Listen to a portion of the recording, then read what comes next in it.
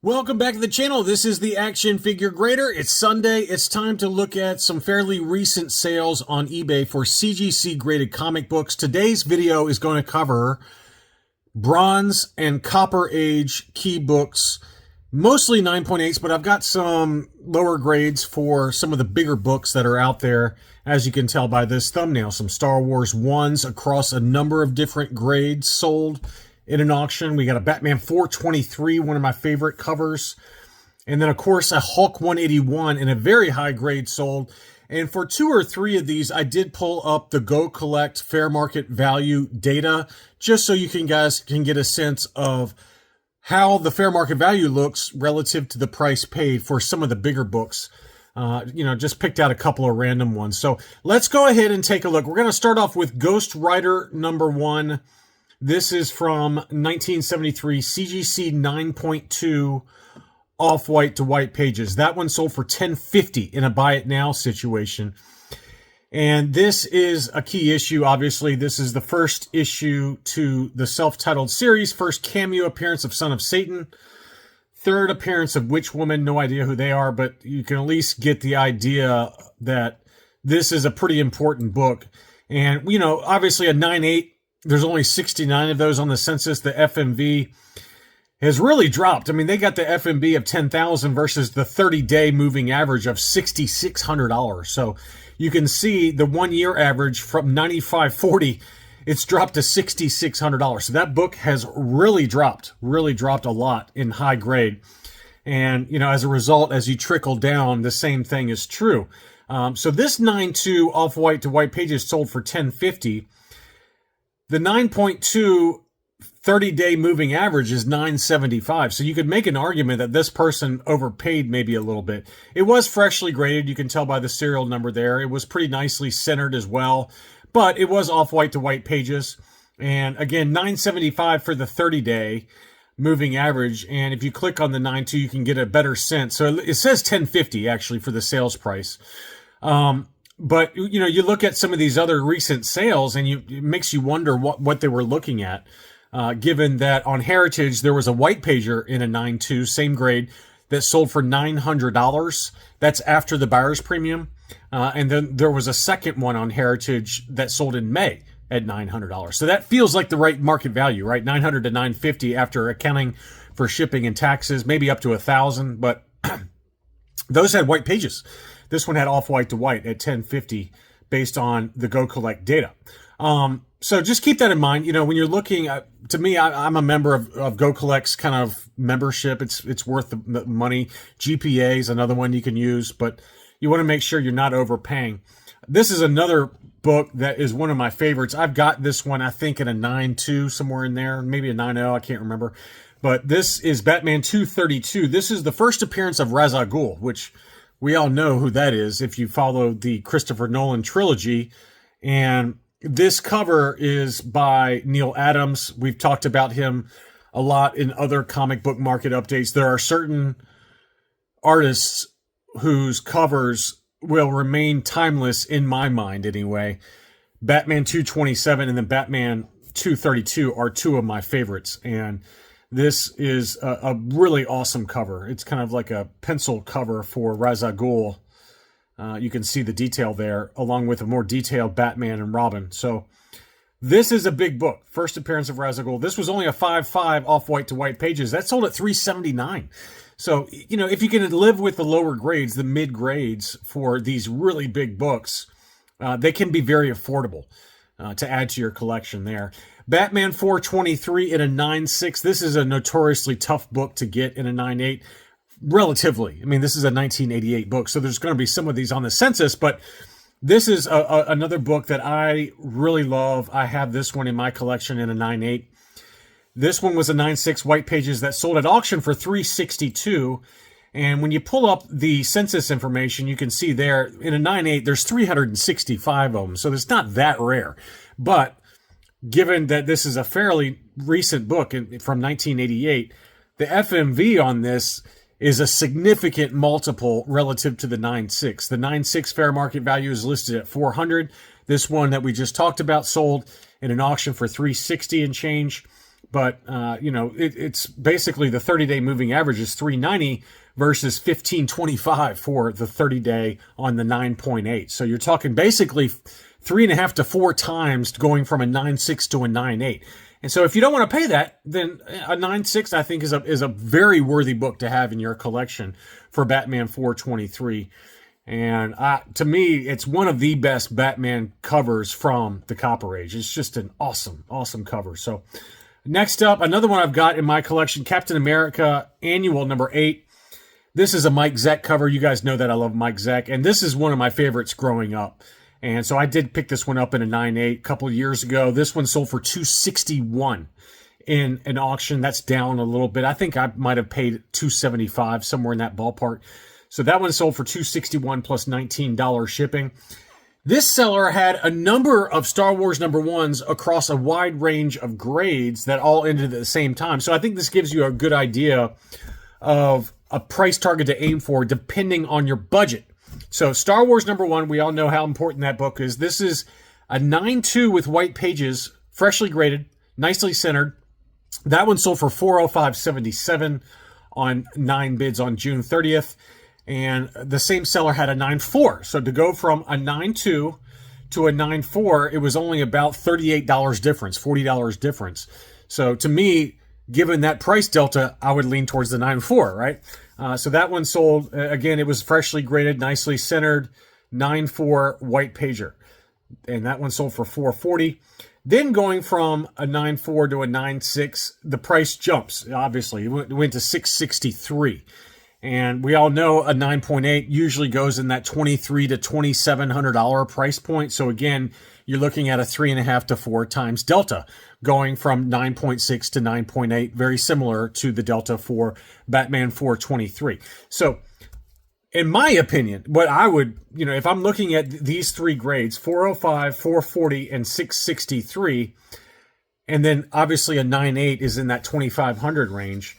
If I'm on a budget, and I don't need a 9.8 or don't want to spend that kind of money on a 9.8, to me, the best price point is probably the 9.6. That's my personal opinion, but you can make an argument that the 9.4 is a fair deal as well.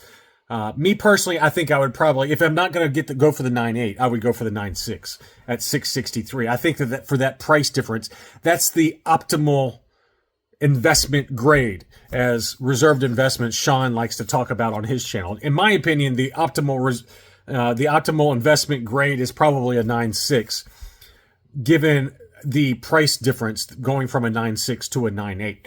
So that one I thought was a beauty, and that gives you a good price range. Now, the other interesting thing is we talked about how Mark Hamill's signature especially on a Star Wars number one, is very, very pricey. And this one was an 8.5 cream to off-white pages. So pretty low page quality, given that this is a Bronze Age book. Most people would not invest in a cream to off-white page quality book in an 8.5. Now, 8.5 is okay. That's fine. It's signed by Mark Hamill. But look at that price difference going from even a 9.6 white pager to an 8.5 signed by Mark Hamill. I mean, you're talking over 2 times the price, 2.5 times the price, just to get Mark Hamill's signature at a lower grade and a lower page quality. So it's a really significant thing to get Mark Hamill's signature on Star Wars number one, and the price premium that collectors are willing to pay is pretty significant. Now, will that hold up? That's the question. In 20 or 30 years after Mark Hamill has passed away, maybe longer, I don't know, is it going to be worth that price premium? Is it going to go the way of Stan Lee, where after Stan Lee passed away, the price premium on his signature series books has really taken off, and it's held. It's held despite maybe a fairly significant downturn in prices for CGC-graded comics across all eras. Any signed Stan Lee key issue that's a yellow signature series label has really held its value very well. There's a huge price premium to get Stan Lee's signature. That to me makes sense. I think, if you ask somebody 30 years from now, are they going to care about Mark Hamill's signature? I don't know. That's a question, because the next generation maybe won't care as much, and maybe they won't care about Stan Lee either. I don't know, but But it's something to think about before you drop a huge amount of money on a lower grade, lower page quality Star Wars #1 just to get one signed by Mark Hamill. I mean, if you really want a signature, maybe look at getting a book that is maybe not so big of a key issue. We've seen his signature on some other books that have gone sub $1,000, $600, $700, $800. So that might be the way to go as well. But I'm not trying. This is not me trying to dog whoever bought this. It's just giving you food for thought as you kind of throw $1,500 around, because that's a lot of money. This I thought was a really good deal, and it's a price I would pay in a heartbeat. This was Star Wars 42 in a newsstand edition, 9.8, white pages, recently graded, nicely centered, very good copy, and it was listed for $11.15, which is a little high, right? The fair market value based on recent sales is more like $900 to $950.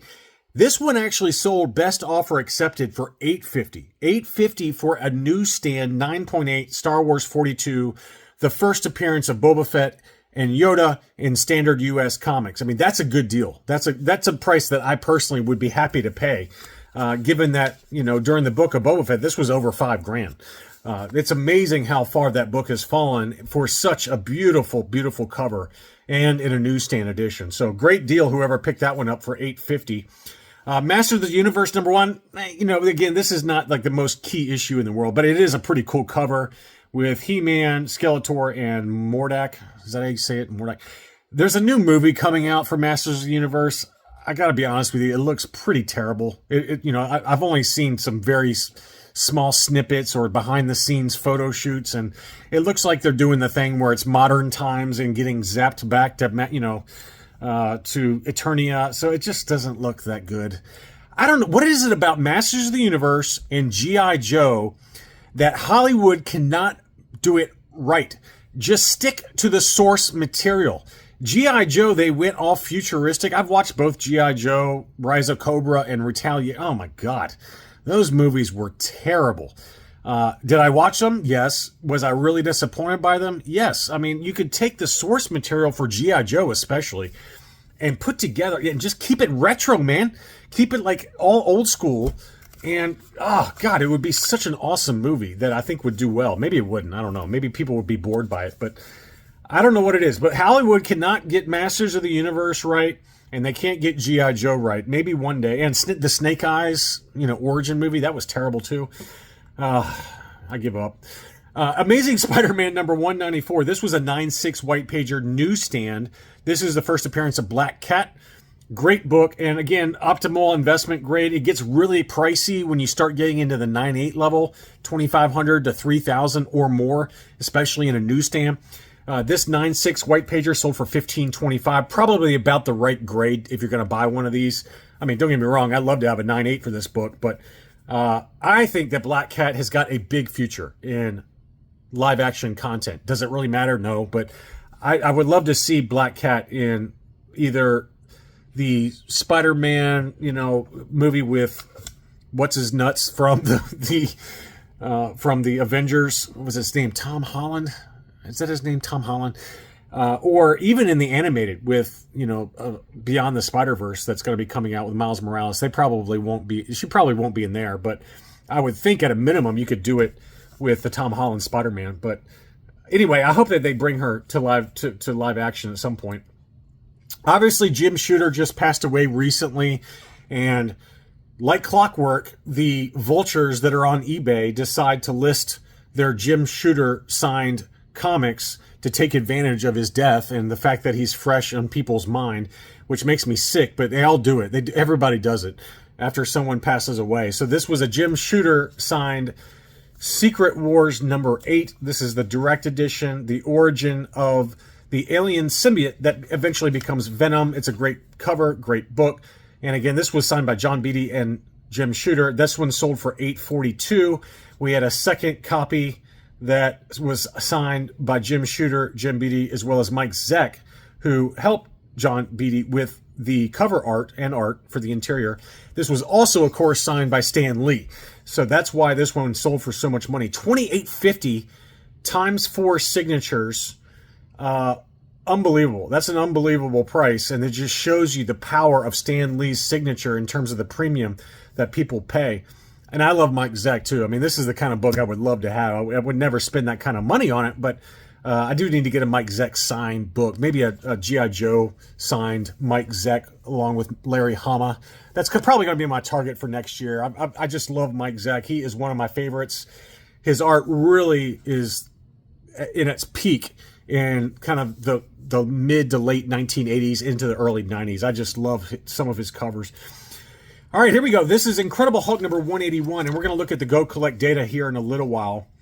This was from Quality Comics. It was a buy it now situation, so I knew that the price was probably a little high. I bought from this seller before, great seller, but they usually do list on eBay a lot higher. If you go direct to their website, you can get without the eBay fees. Now, this one was a 9.2 white pager, but keep in mind that this one did have some writing on the cover, which they factor in, right, in terms of the grade. But this was a beautiful copy of Hulk 181 9.2 white pager that sold for $7,900. And I was like, that feels a little high to me.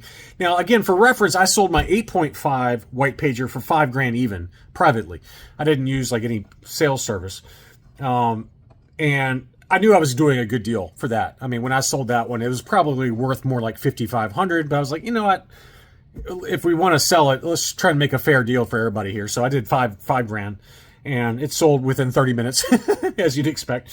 But here we go. Let's take a look. So 8.5, 50.82 is the 30-day moving average. And again, when I sold my copy, it was at 5,500. That was the 30-day moving average. So it's since gone down even further, and it just shows you that Hulk 181 has really come back down to earth.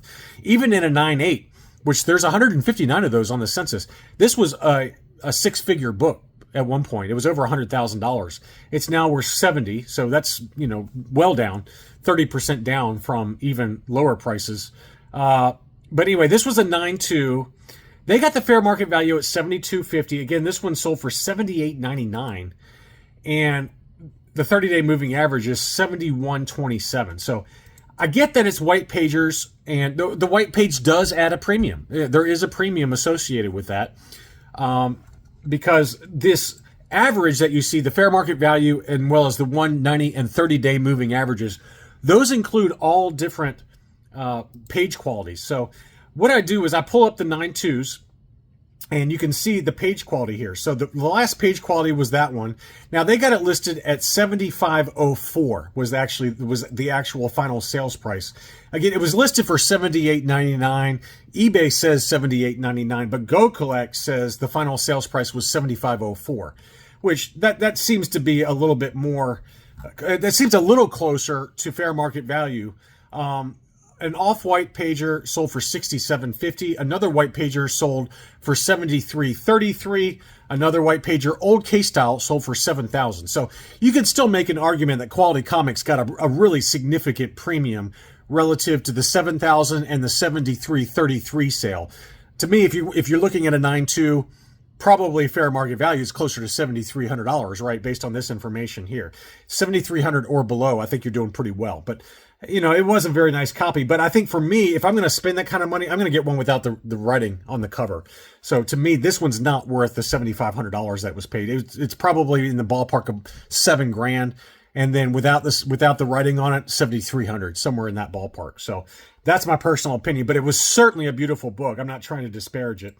Hulk 340. This is the second fight between Wolverine and the Incredible Hulk. Obviously, the first one is Incredible Hulk 181. This was signed by Todd McFarlane, but it's got a terrible signature. It was used like a ballpoint pen instead of a marker, so it's not a great signature there. But this is the authentication, the black, yellow, and black label, so it was not witnessed, but it was authenticated as authentic.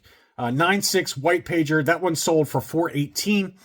I guess. I mean, if I'm going to spend that kind of money, to me, I'd rather have a better looking signature than the way this one is signed. It just doesn't look great there, the way it's signed, versus, getting a bright color, like a yellow ink or yellow marker or something like that, silver. So that one did sell, though, up in Canada for $418 US. We had another 9.6. This one was a newsstand, old K-style. That one sold in an auction for $610.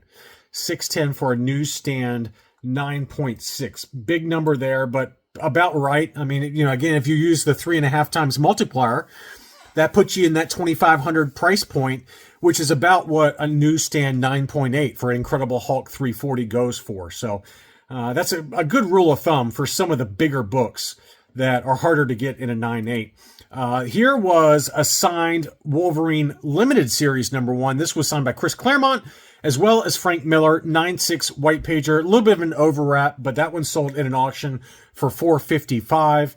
500-ish is what a direct edition 9.8 goes for. In a newsstand, you're probably looking at about $1,000, maybe up to as high as $1,200 for a 9.8 newsstand unsigned. Next up, this is another one that remains very, very pricey despite maybe some market kind of sag in terms of overall prices. But a newsstand Wolverine #1 from 1988. This is the first Wolverine is patch. Newsstand, though. Newsstand, late 80s book. And it continues to still get over $1,000. I've seen a few of them go sub $1,000, but typically it's about $1,000 to $1,100 for a newsstand Wolverine #1 in a 9.8. That's one I would like to get. I love that cover. I had this one growing up, and it was a newsstand, by the way. It was all beat to hell at this point, but I would love to get that one in a 9.8. Next up, a beautiful Wolverine 27. Not exactly like a big key issue, but it's such a awesome, iconic cover from Jim Lee.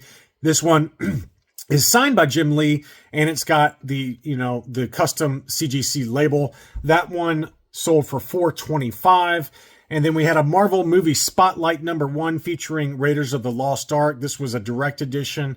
That one sold for $103.50. You're going to spend probably $175 to $200 for just a standard Raiders of the Lost Ark #1 in a 9.8 with direct edition. So this is a little bit cheaper of an option, which is typical. Usually the Marvel movie spotlights for whatever book that's featured on it, they go for a discount versus the actual original book. So that's pretty common. But that one sold for $103.50 from All Things Comic Shop. Very trusted seller, by the way. I've bought from them several times. This was a really big book. I had never seen a newsstand for Indiana Jones and the Temple of Doom #1. It was a newsstand edition 9.8.